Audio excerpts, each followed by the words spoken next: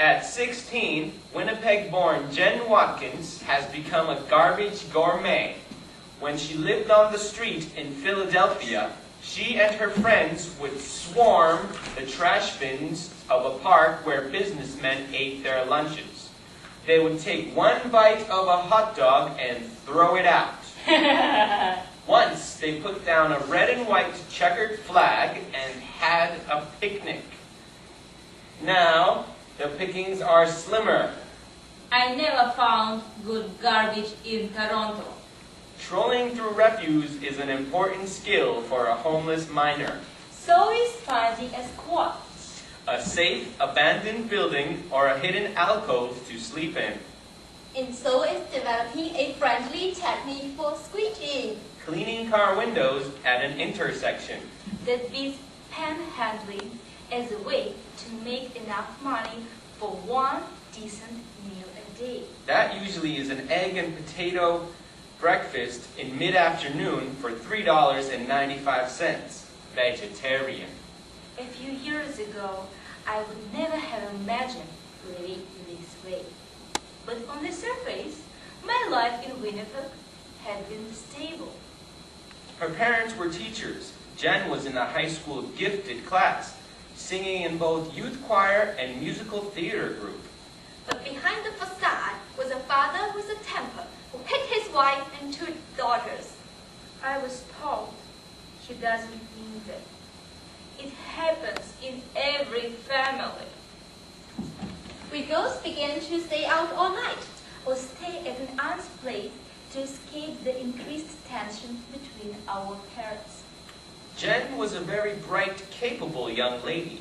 Nobody doubts that her parents loved her very deeply. But, overwhelmed by their problems, the family broke down. Finally, My mother and I moved out. And the adolescent entered a new school. I found new, tougher friends and went from a preppy girl next door To rubber with hotly colored spiked hair. nobody recognized her, although she was the same girl inside. At first, I was headed for university. After that, if you saw her, you might be even afraid of her. Jen felt further displaced when her mother met a new boyfriend and moved in with him. And so, at 14, Jen began to hitchhike her way across the country. In the 2 years since, She has lived by her wells in Sault Ste. Marie, Ontario, Ottawa, Halifax, Montreal, New York City, Philadelphia, and Toronto. I feel confused and give way to despondency.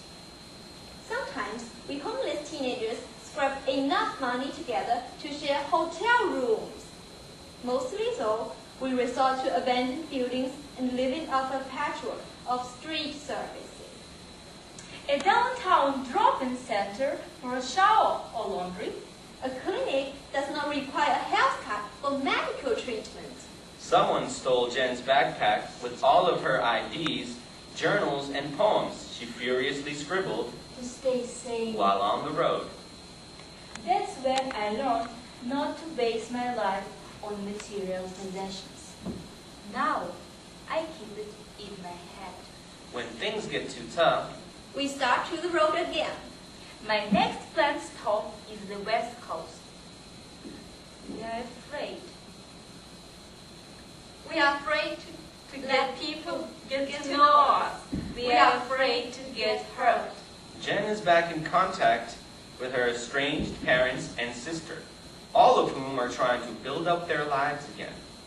I feel destined to live the squat life until I'm a little older. I'm still young.